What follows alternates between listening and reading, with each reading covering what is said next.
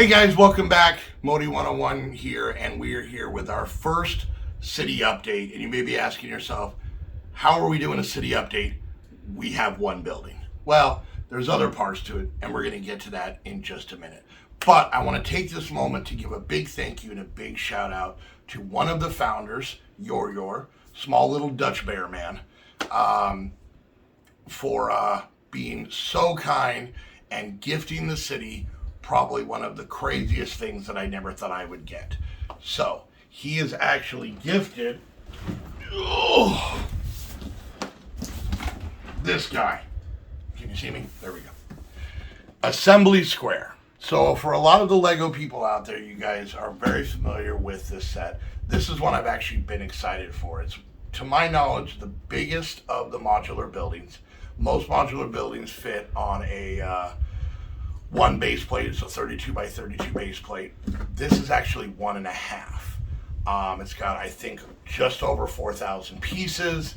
It's got so many businesses, and this is something that's going to be coming up in a few videos from now, a couple videos from now, that we're going to build this. But I want to give a big thank you to Your. This is so awesome. If you guys want to help contribute to the city, I'm not expecting everybody to be buying a $300 set, but there's lots of set on my Amazon wish list. You could always contribute. And once again, I'll say one of the biggest things you do, if you have old Legos sitting around, throw them in a box and ship them out to my P.O. box. Those are needed just as much as something like this. But a big thank you to Your. Now, let's get to what's changed in the city. Okay, so let me show you what I've been working on. I've been working real hard for this. So first things first, I changed up our street base plates a little bit. As you can see, I added this white line. I realized after putting the bookstore in that we had a whole lot of sidewalk. So there's a sidewalk that comes on the modular, and then there's the sidewalk that we're adding as well. So what I did is I expanded the road out 3 studs on each side. I put in this lane, and I put this in. Now I could tile this, and I actually thought about that. But what I'm using this for is pretty much like a bike lane. So by having it studs, I can put people on bikes and scooters and stuff in here, and it'll go. Plus, it'll kind of mix it up. And then I'm waiting on an order from Lego. I actually, thanks to the Patreons and their kind pledges, I was actually able to order 500 2x2 sidewalk tiles. I ordered them like 3 weeks, almost a month ago. They're supposed to be here any day. But we'll be able to finish this off, and I should be able to do all the roads with that. So another thing I added, if you'll notice on the ones that are done, is I did add some random jumper plates. These are going to be able to be great for putting some minifigures on or all kinds of stuff. They're just there as a basis so that I kind of have a place to start. I can add more, take them away, move them around, whatever else, but we do have them on there, which is nice.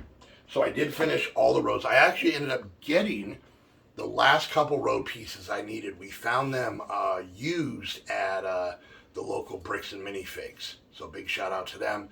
So we actually have all of our roads other than the sidewalks done.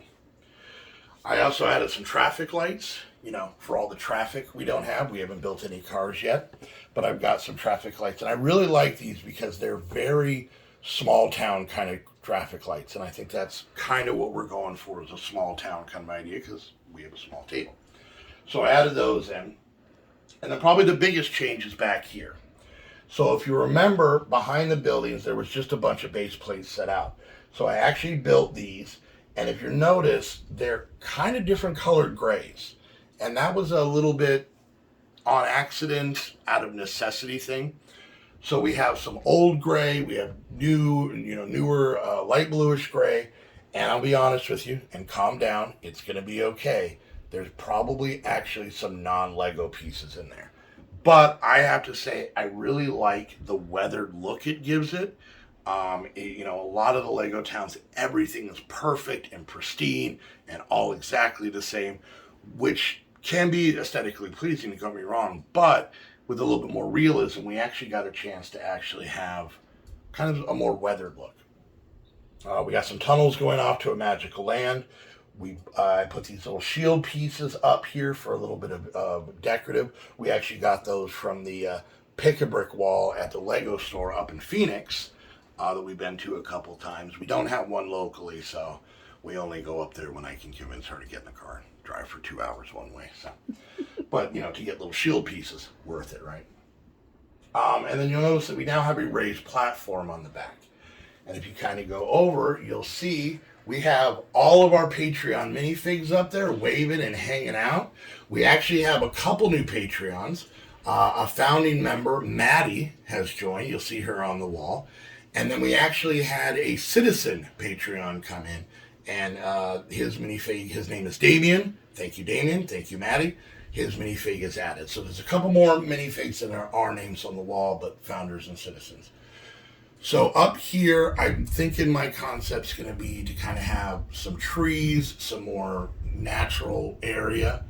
I have a couple of RVs and campers I think might be cool up there, like a tent. So I think up here might be kind of our wildernessy camping, maybe a park type of thing. But of course I wanted the centerpiece to be the founder's wall.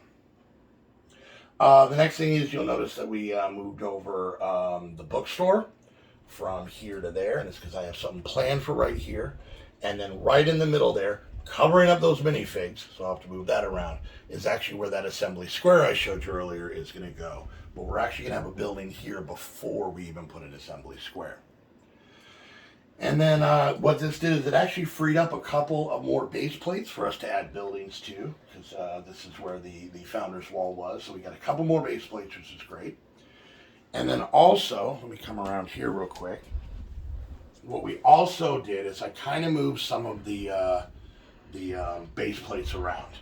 So if you remember, the beach or the water used to go right up to the sidewalk up there. So I ended up taking out the second ones that were here, shrinking our water down by 2, and adding that row in, which actually ended up giving us more base plates to build on. So my idea is the 2 here we're going to put buildings on, but these 2 in the middle are going to kind of be a farmer's market / town square, food trucks, all kinds of stuff. And that will be coming up in a video soon as well. We also added a beach. It is very basic right now. There's really not a whole lot. These base plates, this table's driving me crazy because these base plates won't lay flat, but they're getting better. So we've added a basic beach more just to lay it out. I do have to still layer it, but we can add a lot of beach scenes here. We actually have the water going on here, and we even put a railing because these minifigs are super clumsy. The gold chains, I know they're gold. Our town's a little bougie. That's fine. We're special. We treated ourselves. Actually, they were the only chains on the pick-a-brick wall. So that was another pick-a-brick find. So we still have 2 base plates here. We originally had 4. And I started putting some rock elements in here because I figure once we kind of get out of the more maintained area, we're going to have rock elements. So I have a lot of detail to add to that and to the beach. But overall, this is how I saw it in my head. And I'm excited about it. I hope you guys are too. Let me know what you guys think down in the comments. We will get these roads pinned down and more leveled out once I get all the sidewalks put in.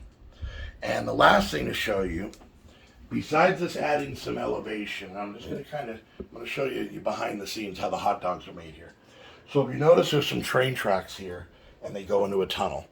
The idea is I eventually want to get a train going around the city. Still haven't figured out exactly how I'm going to do that, but I do want it to run back behind these buildings. So these, as opposed to the Mills plates that we made for everywhere else, these ones are still just base plates.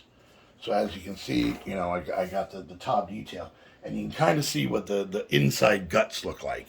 These are 100% brick built. There's no table back there. There's no wood back there. There's no shelves back there. This is 100% brick built. And one of the reasons I kind of want to put trees in a campground is that I want to put any super major, crazy, heavy buildings like some of the modulars up there, because I think that weight might be an issue. Now, it may be a foresty area. We may add buildings. That's the nice thing about having your own Lego town, is you can kind of just change things how you want. So, but I think the next important thing is to get another building in the town, and we will be doing that next episode. So make sure you guys come back for that to find out which one it is. But we have So many things to make, so many things to do. I have so many more buildings to make. And then I haven't even gotten into making my own creations yet. So that's something to come up. So let me know what you guys think about the changes we made, the progress we made, what you guys like, maybe what you didn't like. And yeah, so that's about it for this. I think I covered everything. If not, I could always cover it in the next video. But I want to thank you guys so much for hanging out, and we'll see you guys next time. Bye.